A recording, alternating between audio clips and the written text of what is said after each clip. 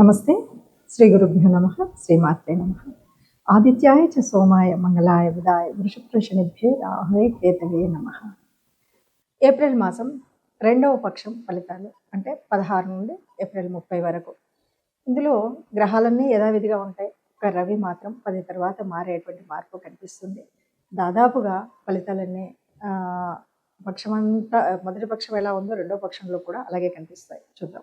ప్రతి మాసంలో మనం మాస ఫలితాలు చెప్పుకోవాలా అంటే అవును, మొన్ననే ఉగాది సంవత్సర ఫలితాలు చెప్పుకున్నాం.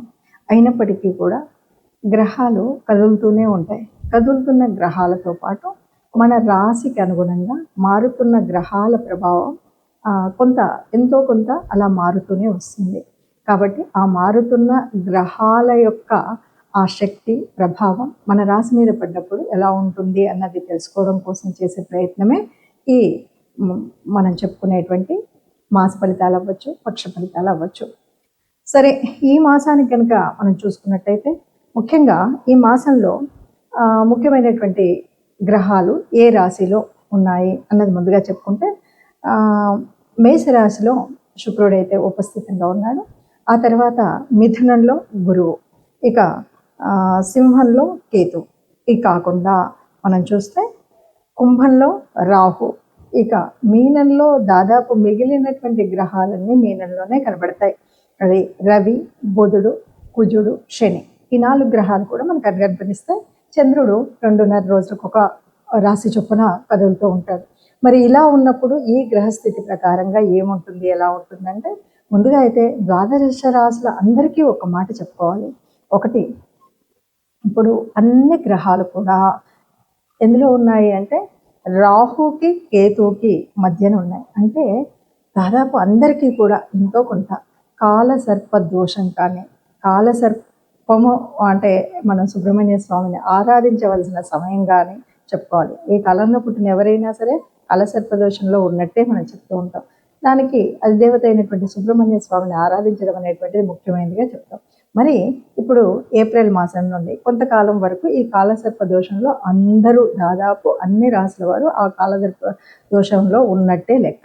కాబట్టి వీలైనంత వరకు ఒక ముందు జాగ్రత్తగా వీలైనంత వరకు ఎక్కడైనా సరే సుబ్రహ్మణ్య స్వామి ఆరాధన, సుబ్రహ్మణ్య స్వామి దేవాలయాలను దర్శించడం, అర్చించడం అనేటువంటిది ముఖ్యమైన కార్యంగా చేసుకుంటూ మరి ఈ మాసం 2026 ఏప్రిల్ మాసానికి అసలు ఈ మాస ఫలితాలు ఎలా ఉన్నాయో తెలుసుకుందాం.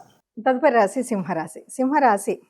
సింహరాశి సప్తమంలో రాహు ఉన్నాడు, 8లో అష్టమంలో రవి, బుధ, కుజ, శని, అంటే అష్టమ శని ఉంది.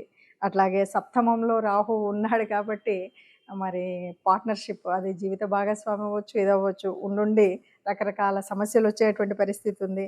తర్వాత 9లో శుక్రుడు ఉన్నాడు, 11లో గురువు ఉన్నాడు, మరి లగ్నంలో కేతు ఉన్నాడు. మరి ఇలా ఉన్నప్పుడు ఎలా ఉంటుంది అంటే చెప్పాలంటే మరి మిశ్రమంగా ఉంటుంది. అసలు సింహరాశి వారికి ఏంటంటే ఒక మొండి పట్టుదల, ఒక ఏదైనా చేయగలుగుతాం, ఎట్లా ఉన్నా చేయగలుగుతాం అనే పట్టుదల గట్టిగా ఉంటుంది. కాబట్టి వాళ్ళకి ఎప్పుడు కూడా గ్రహ సంచారం అటు ఇటు ఉన్నా కూడా ఇబ్బంది పడరు. ఎందుకు పడరు అంటే వాళ్ళలో ఉన్నటువంటి తెలివితేటలు, మొండి పట్టుదల వల్ల. ఇక ఉద్యోగ వ్యాపార అంశాలు బాగానే ఉంటాయి. ఏ ఉద్యోగం చేసినా బాగానే ఉంటుంది, వ్యాపారం బాగానే ఉంటుంది. ఆర్థిక సర్దుబాటు కొంచెం సర్దుబాటు చేసుకోవాల్సి వస్తుంది అటు ఇటుగా.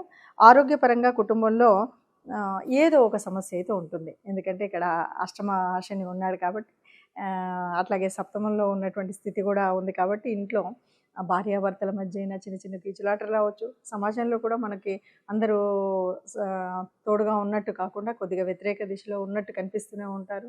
ఈ రెండూ కనిపిస్తూ ఉంటాయి. కొన్నిసార్లు ఎలా ఉంటుందంటే మంచికి వెళ్తే చెడు ఎదురైంది అంటారు కదా, ఆ పరిస్థితి సింహరాశి వారికి అయితే కనిపిస్తుంది. స్వజన విరోధులు అంటే మన వాళ్ళే మనకు విరోధంగా మాట్లాడేటువంటి స్థితి ఉంటుంది. ఏదో లిటిగేషన్స్ అట్లాంటివన్నీ ఎక్కువగా కనిపిస్తాయి. మధ్యవర్తిత్వం అనేటువంటిది ఏదైనా మనం చేయాల్సి వస్తే మాత్రం చేయకపోవడమే మంచిది, దానికి దూరంగా ఉండడమే మంచిది. వ్యాపారస్తులకి మాత్రం కాస్త నిరాశాభావం అయితే ఈ నెలలో కనబడుతుంది. ఏం పెట్టినా ఏం కావట్లేదు, ఏది చేసినా కూడా లాభం లేదు, ఏది చేసినా ధరలు తగ్గిపోతున్నాయి, ఇలాంటి భావం ఉంటుంది. కాబట్టి కాస్త ఓపికగా ఉంటే సరిపోతుంది. నిరాశ లేకుండా ముందుకు వెళ్ళినట్టయితే చక్కగా సత్ఫలితాలు కలుగుతాయని చెప్పచ్చు. ప్రతి సంవత్సరం చెప్పుకున్నట్టుగా, ప్రతి మాసం చెప్పుకున్నట్టుగా మాస ఫలితాలు చెప్పుకుంటూ ఉన్నప్పుడు కొన్నిసార్లు చెప్పిందే చెప్పినట్టుగా, మొన్న విన్నదే ఇప్పుడు విన్నట్టుగా అనిపిస్తూ ఉంటుంది. దానికి కారణం ఏంటంటే అన్ని గ్రహాలు తిరగవు కదా! కొన్ని గ్రహాలు మాత్రమే కదలిక ఉంటాయి. ఆ గ్రహాలు వాటి యొక్క భావం అనేటువంటిది, ప్రభావం అనేది అన్నింటి మీద ఒకలాగా ఉండదు. ఇంకొకటి ఏంటంటే దాదాపుగా మనకు ఈ కనిపిస్తున్నటువంటి, ఈ తిరుగుతున్నటువంటి సమయంలో కనిపించేటువంటి గ్రహాల స్థితి ఒకవైపు ఉంటే, జన్మ జాతకంలో ఉన్నటువంటి మన కుండల్ని బట్టి ఉండేటువంటి గ్రహాల స్థితి వేరుగా ఉంటుంది. అలాంటప్పుడు అంతేకాదు దశ, అంతర్దశ నడుస్తున్నటువంటి సమయం. అదే కాదు మనకు మన రాశిలో ఉన్నటువంటి ఏ యోగించే గ్రహాలున్నాయి, ఏవి లేవు, వీటన్నింటిని బట్టి ఆధారంగా ఉంటుంది కాబట్టి మనకు ఒక్కొక్కసారి కొన్ని ఫలితాలు నిజం 100% అలాగే ఉంది అనిపించవచ్చు. కొన్నిసార్లు అంతగా కలవట్లేదు అని అనిపించవచ్చు. వీటన్నింటికి మనకు ప్రత్యేకంగా కావాలి అన్నప్పుడు మాత్రం ప్రత్యేకంగా జన్మకుండలి ద్వారా మనం తెలుసుకోవడం అనేటువంటిది ఉత్తమమైనటువంటి పద్ధతి. అయితే సహజంగా మామూలుగా మనం ఏప్రిల్ మాసానికి ఏదో చిన్న చిన్న పనులు చేసుకోవచ్చు అన్నప్పుడు దీన్ని చూసుకుంటే గోచార రీత్యా ఎలా ఉందో తెలుసుకుంటే సరిపోతుంది. ఇక మరి ఇలా తెలుసుకున్నా, ఏం చేసినా, ఏదైనా సరే దేవత అనుగ్రహం ఉండాలి. అలాగే గ్రహాల యొక్క అనుకూలత లేనప్పుడు ఆ గ్రహాలు మనకు అనుకూలించే విధంగా గ్రహాల యొక్క ప్రార్థన కూడా ఉండాలి. మరి అలాగా మనకిప్పుడు ఏ దేవత ఆరాధన ముఖ్యంగా ఉంటుంది అంటే చైత్రమాసము, వైశాఖ మాసం వరకు కూడా మనం ముఖ్యంగా రాముణ్ణి, హనుమంతుడిని అంటే విష్ణు సంబంధిత దేవతల్ని కొలవడం అనేటువంటిది ఒక పద్ధతి. ముఖ్యంగా మనకి ఈ ఏప్రిల్ మాసము అంటే మనకు వచ్చేటువంటిది ఎలా ఉంటుందంటే చైత్ర వైశాఖాల కలిమిడిగా ఉంటుంది. కాబట్టి మనము ఆ దేవదేవుడు ఓ అవతారమూర్తి రాముడు ధర్మస్వరూపుడు కాబట్టి రామావతారాన్ని, ఇంకొక విషయం ఏంటంటే మనం చైత్రమాసం అంతా కూడా రామోత్సవాలు చేసుకుంటాం.